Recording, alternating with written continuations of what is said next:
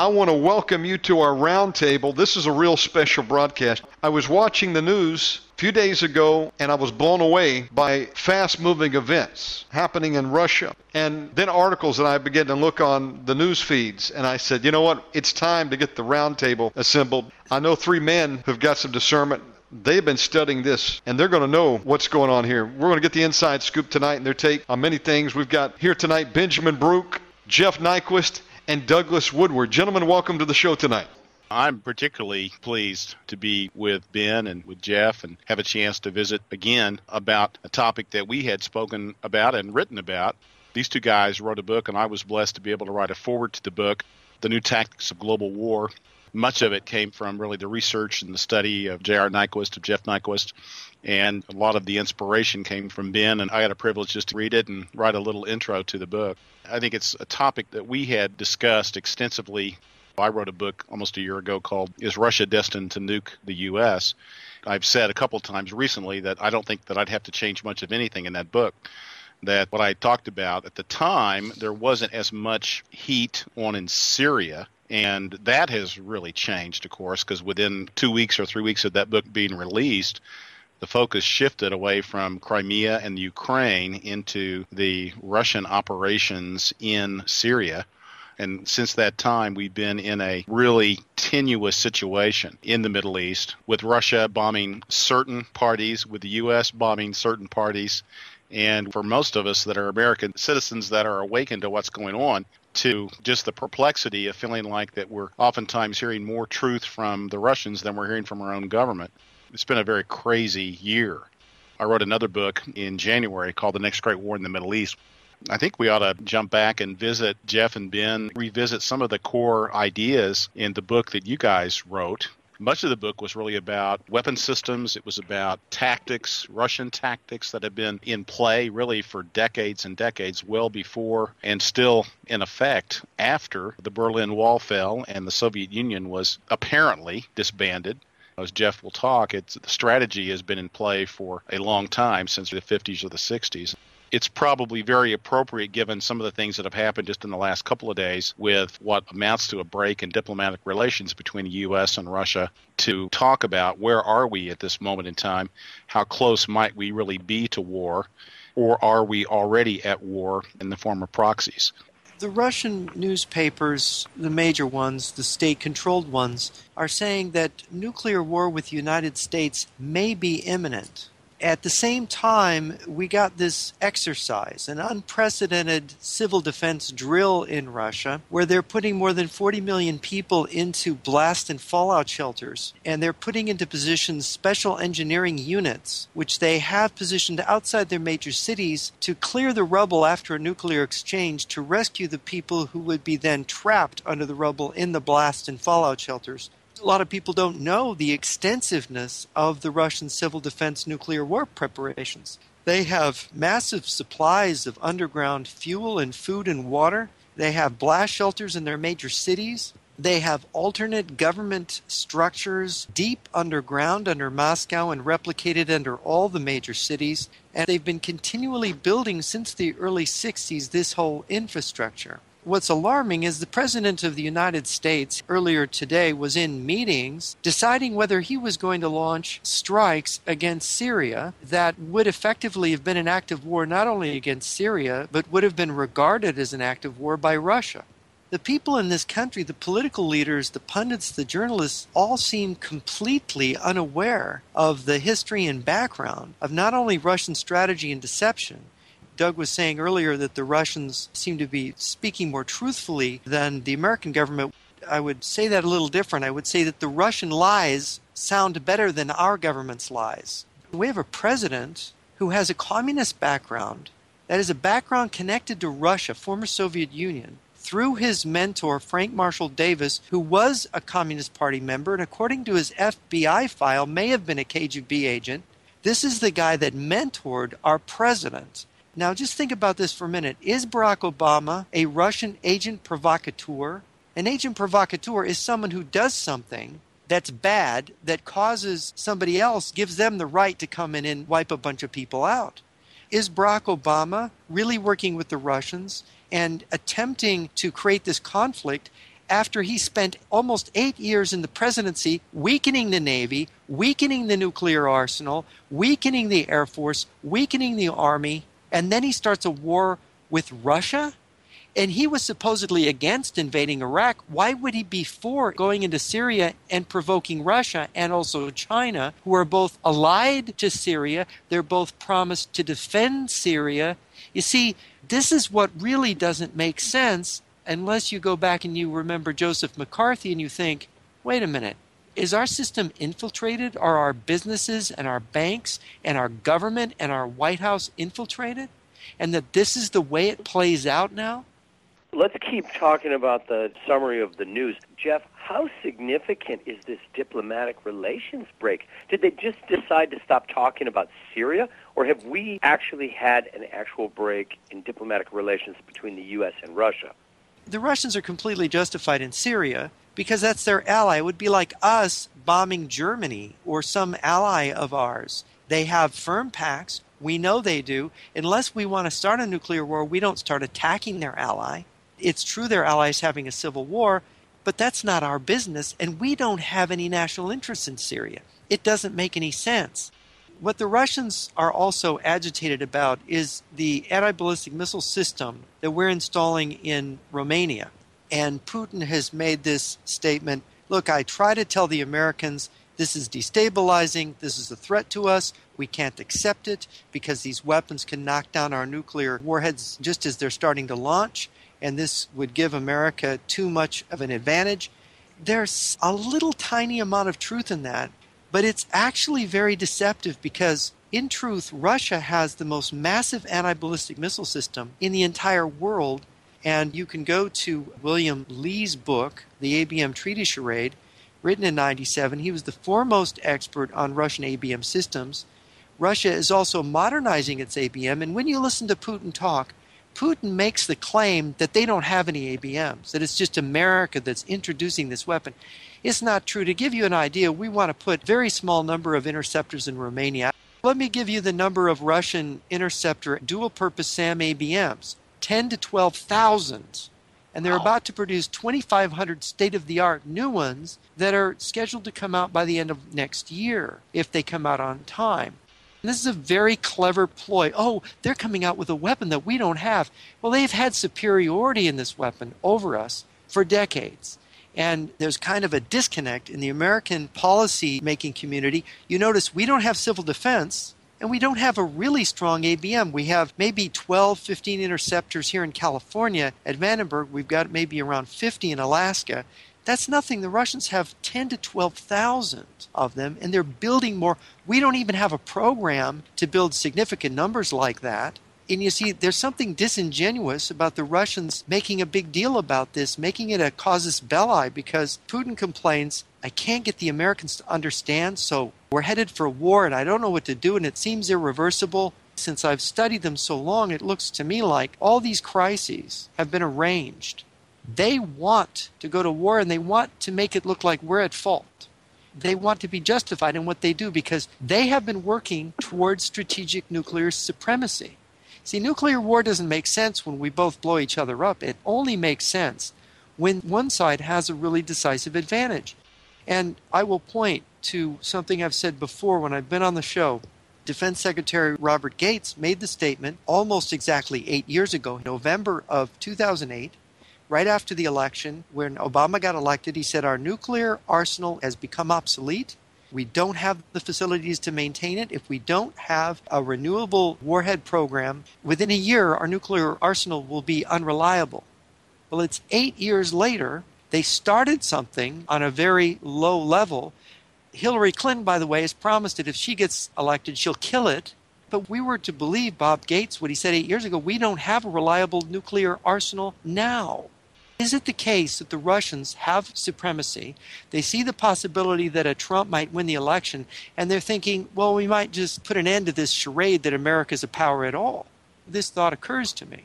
I've watched this for the last 29 years. I've written about it for many years, and I've tried to explain to people. I've tried to warn people. I talk to people from the Russian side. I talk to U.S. national security experts.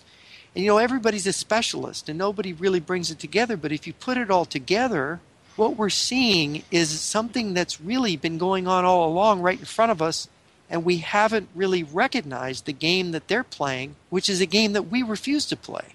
Our society is an open society. We don't really have good ways of protecting ourselves from people from their society coming in and infiltrating. We had people of Hillary and Bill Clinton's generation burning American flags on campuses in the 1960s. Bill and Hillary were among those people. They weren't burning the flag because they were pacifists. They were burning the flag because they were for the Viet Cong winning, the communists. We have to remember, leopards don't change their spots. These are the same people. And this is the same Soviet Union. And Mr. KGB over there in Moscow, the KGB is the sword and shield of the Communist Party Soviet Union. And if you talk to people in Ukraine who 2 years ago when they had their revolution were taking down statues of Lenin all over Ukraine, you say, wait a minute, I thought communism already fell. How could they be taking down hundreds of statues of Lenin in 2014? Well, you see, we've been deceived. And there have been defectors and all kinds of people who have come forward to say these kind of things, that we have been deceived. Somebody I know in Moscow last week sent me a very, very scary email. This guy's retired. He's over there in Moscow. He sent me an email and he said, go to minute 59 of this film. It was a film about World War II, fighting on the Russian front. There's a bunch of German soldiers in a trench, and at minute 59 they were bombed and attacked and wiped out. And I thought, is he sending me a warning?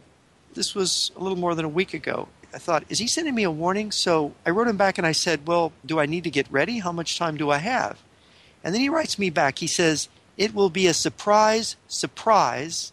And he said, I know someone who goes up and down the West Coast targeting, and there's a target not far from you. You should go to the swamp. Better yet, you should go to Australia and New Zealand and hunker down there. Now, wow, that's a pretty scary message. And that was in the last few days. Mm-hmm. Mm-hmm. Yeah. Yeah. Well, a side note that is, in my opinion, high relevance, the death of Shimon Peres, which occurred right before the High Holy Days, Rosh Hashanah. And of course, Peres was the architect of appeasement with Islamic terrorism and the division of land in the Middle East, Israel surrendering land for the promise of peace. And Peres dying, in my opinion, my discernment is it represents that the peace plan is dead, but perhaps more than that, peace is about to be taken from the earth. The time of tears has come. Today it is only a few, but soon it'll be everyone. And this thing could move so quickly, we may never have an election, or we may never have an inauguration. A lot of people say that the magic number of the 44th president may be numerically significant. The fact there may not be a 45th president. Jeff, the drift of your comments, I've been saying for a year, but maybe even more intensely in the last 6 months, that my sense of things is that we are very close. And I have predicted, more or less, although I don't profess to be a prophet, my sense is that if Putin felt that there was a chance for Trump to get elected, he might have a different point of view about the United States and the possibility of a different type of relationship going forward than if Hillary is elected.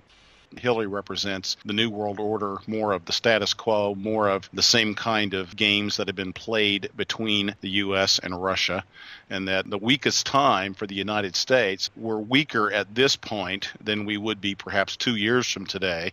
And we're heading into what is traditionally for a democracy, for the United States, a particularly weak time because we're facing a presidential election, and then after the election, you have a president-elect, but you have, in effect, a lame duck situation, and so we're in a more vulnerable state. The question is, should the alarm bells be going off even louder right now just because of where we are at in the schedule of the election? Your comment about the vulnerability at a time of a change of administration, a Russian military defector once told me that was one of the most vulnerable times for the U.S. to be attacked, when you're having a change of administration because the lines of authority are blurred, and if you disrupt everything at that point before the transition can take place, you kind of affect a kind of confusion that you wouldn't otherwise affect. There's a massive deception going on about Hillary Clinton. If you follow what Mr. Corsi over at WorldNet Daily has been working on, he shows that Hillary Clinton has done enormous things for the Russians. She's helped to pour technology to help the Russians. She's helped the Russians get control of a large chunk of our uranium production. This is all done while she's crowing that Trump is somehow being helped by Russia. This is diversionary. Mrs. Clinton has been a person who has, according to Judicial Watch and the testimony that they got back in the 90s, somebody who took money bribes from Chinese businessmen to send technology to the Commerce Department to help China build a better nuclear warhead. Russia has gotten so much technology because of her in the Obama reset. Putin likes to pretend. It's a very funny deception game to see Putin act as if Hillary Clinton is the one they don't want. The fact is, Hillary Clinton wants to stop us from revitalizing our nuclear forces. Trump does not. Hillary Clinton was responsible for helping Russia get control of 20% of our uranium production. Trump had nothing to do with that. She had massive technology transfers to Russia. Trump had nothing to do with that. Do we all remember when Obama was caught on a microphone and a camera talking to the Russian president 4 years ago, saying, I just need to win one more election, Dmitry. Tell Vladimir, and Dmitry Medvedev, the president of Russia, saying, I will tell Vladimir Putin, I will tell him we are with you. Now, they're with him, so what is the game here? Is this a two-card monte? Is Obama really their enemy? I would not accept that as being true.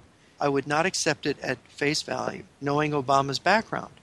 The scenario that I have written about is derived really from interpreting Bible prophecy a specific way, and I've kind of gone out on the limb, and I've dragged Ben out on the limb a little bit with me to some extent. Ben, you're welcome to pull back and go back towards the I think I was already on that limb, but where did you drag me to? No, I think you were out there too. I think you and I kind of walked out together to some extent. But really, it's suggesting what I have posed specifically is that I anticipate that there will be a Russian first strike, that it will be a dramatic first strike, and that it will be against a number of American cities, probably a number of military targets, and it may be an enormous strike. And it may also be an attack on portions of London, specifically like the city of London. And concurrent with that, or not long after that, we may see the Iranians go after the Saudis just to eliminate that issue.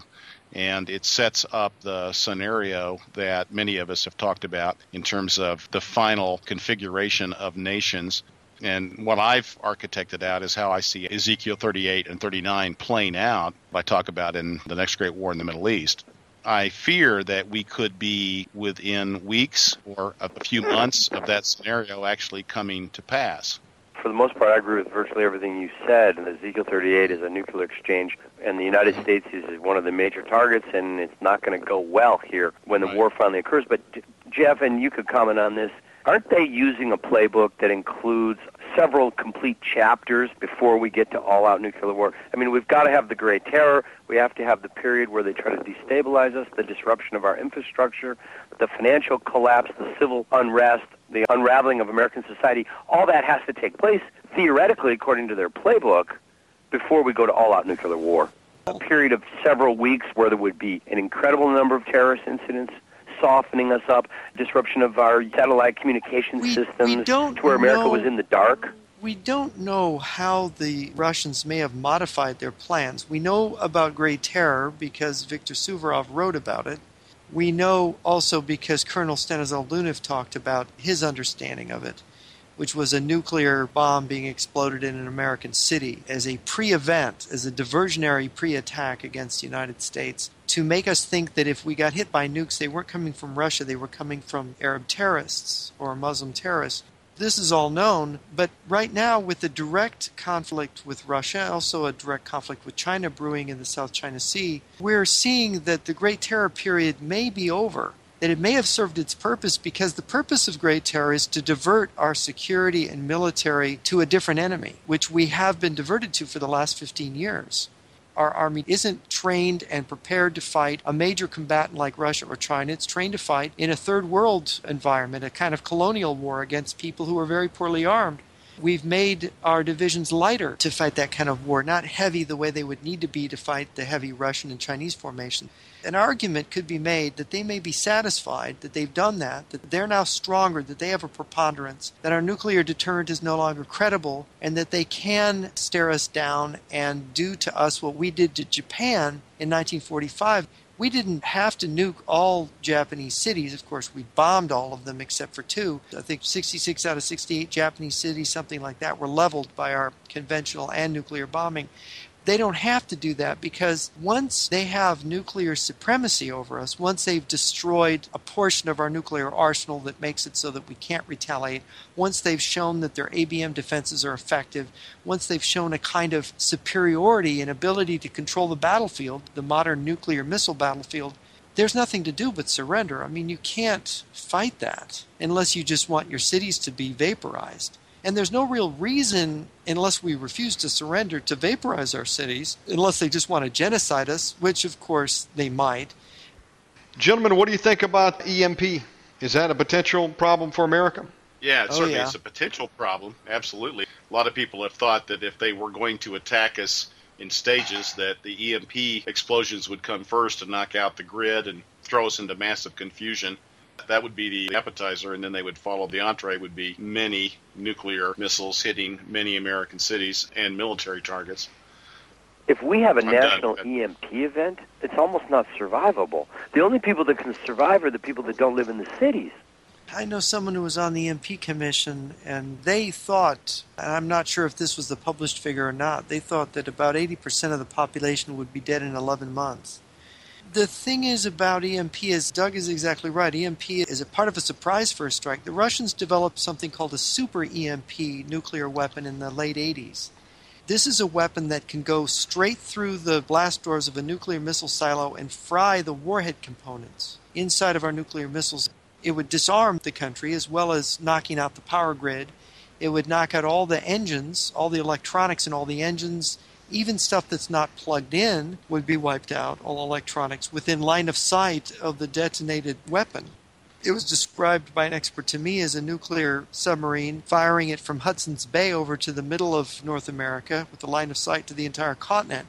And it would basically wipe out the grid not only in the United States, but Canada and Mexico as well. And that would enable a first strike to occur without a retaliation. The only thing they'd have to do is destroy the submarines. As Shannon has noted, we took away the launch codes from the submarine commanders, and if the electronic grid was down, we might not have any way to send the codes to the submarines. The submarines would just be systematically hunted down. That's how a nuclear first strike works, by the way. It starts with the EMP and it progresses in this way. And really, given the nature of our defenses, there is no defense against this kind of attack. There really isn't. Do we already have Russian Spetsnaz in America waiting for orders to hit our nuclear depots? Oh, yes, always. Yeah, of course. Benjamin, you wanted to add something to that? They've been here for years. Speaking of it being engulfed, Revelation 17:16, I want to get you all's take on this, says, "And the 10 horns which you saw upon the beast, these shall hate the whore, and shall make her desolate and naked, and shall eat her flesh, and burn her with fire." Now, I know Russia is a major threat, but could it be that the group that actually nukes America, is that talking about America number one?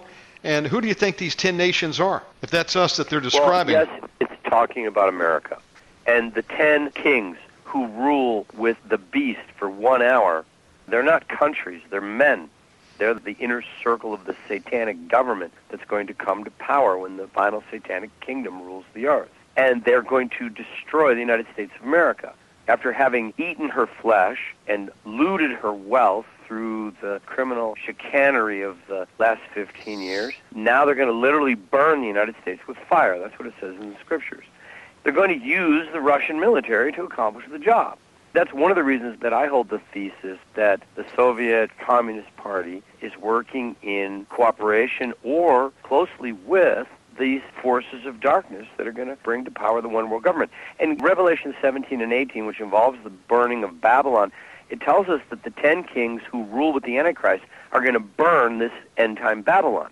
That means that end-time Babylon is not the one world government of the Antichrist. It's a different nation, because they're not going to burn their own kingdom. They burn the one country that stands in the way of their global dominance, and they're going to dominate the globe with collusion and cooperation of the communists in Russia and China, because the communists in Russia and China work hand in hand with the Satanists in the West. They're the Reds, and Rothschild means red shield, and it's the red dragon. The Communist Revolution celebrates May Day, which is one of the satanic high holy days. This is the bear that is devouring much flesh, but in the end of the day, it's a satanic kingdom, and it's under the control of Lucifer, as is the shadow government of the West. But it doesn't really matter to what degree these forces even are aware of their cooperation with each other, because the guy that's moving all these chess pieces is playing one game, and that's the game of the fulfillment of the book of Revelation and the rise of a final one-world government. And that's what we're on the verge of, because once the U.S. goes down, folks, that's it. The entire world system collapses, and the world will be told we cannot have another war. 1 billion people just died in World War III. We have to surrender our sovereignty to a one-world government in exchange for peace and security. And then we'll finish the chapters of the book. And then the Lord will come, and everything will be fine. So don't sweat the small stuff. I think the first wave of the attack has already been launched against Europe with the invasion by Islam. And Angela Merkel supported it, as does European media. I mean, what's happening in Europe is outrageous. 1,000 women raped on New Year's Eve in one German city? Can you imagine if there were 1,000 women raped in New York City on New Year's Eve, and the American government covered it up? We're talking about gang raped and violently beaten, some of whom will never recover from the bones in their face that were crushed. This isn't like the rapist of one deranged man. This is a mob, vicious mob behavior of these so-called refugees. You know what I've learned from being with you three gentlemen is I'm in over my head. I'll tell you, there's so much smoke and mirrors going on with espionage. I mean, you've got double agents, probably triple agents. It's hard to sort fact from fiction out there. When you hear the news, is it real or not? I mean, literally, they're playing some heavy-duty games, aren't they? Jesus warned us, take heed no man deceive you. This is a time of unprecedented deception. The Soviets are incredible at disinformation. They literally rewrite history, and there's nothing that changes more often than the Russian version of history. And the thing that confuses people that they really didn't anticipate, when the Soviets or the communists come out with disinformation, and our own government uses propaganda and deception as well, but when the Russians do it, they create 4 or 5 different versions. So you get to pick whichever one suits or fits into your worldview. Yes. So they'll have Yes. the liberal deception, the conservative deception, the libertarian deception, and then everybody just picks one that, oh, that's the one that's right, because it lines up with the way they would prefer to see the planet. But they're all lies. Yeah, Would you that's agree with that, Jeff? exactly how they do it. Yes, that is, you've given a perfect description of how they tailor different lies for different audiences to try to mislead every different shade of opinion in the way that they want. It's amazing. Did you ever inquire as to who actually pulled 911? Was it an inside job? Did you get any people to indicate that it was, such as Dr. Stephen Houston, who was working for MI6, and he was told that it was a CIA operation? I'm just curious. Well, the CIA would be the English-speaking branch of the KGB, so that would make it actually a KGB operation. Okay. Was that tongue-in-cheek? yeah. Was that tongue-in-cheek? No, was actually, good. it's serious. I mean, Aldrich James was just the throwaway to protect all the others there. What I can say is what I know, because I was involved with some Czech anti-communists who were trying to alert the West back 15, 16 years ago about the fact that communists were really in charge in Czechia. Czechoslovakia broke into 2 states, Slovakia and Czechia, and the Czech Republic, and there was a captain of the BIS, the Czech Intelligence Service, who was imprisoned. His name was Vladimir Huchin. My Czech friends, who were doing lots of translations for my website at the time about these issues, we worked to try to get Vladimir Huchin out of prison. I used contacts in the Bush administration to get them to pressure the Czech government to release him, but they still muzzled him. And I got word through sources there that he was warning about a connection with communist forces in Czechia and terrorists. And this was before 9/11. And it's very interesting that I learned later from other sources that Muhammad Atta, who was going to school in West Germany at the time in the late 80s, would travel behind the Berlin Wall before the collapse of the Eastern Bloc, and he was trained, I believe the training camp was called Zastavka, a place in communist Czechoslovakia, where he was trained as a terrorist. Muhammad Atta was the lead of the 19 hijackers that hijacked the 4 airliners that did the attacks on 9/11/01. Gentlemen, I want to thank you for coming on tonight. Any final comments you would like to make before we close tonight? Yeah, I'm just really glad I've been on the program with these other 2 guys, because they they did a great job. Man, I've enjoyed this time.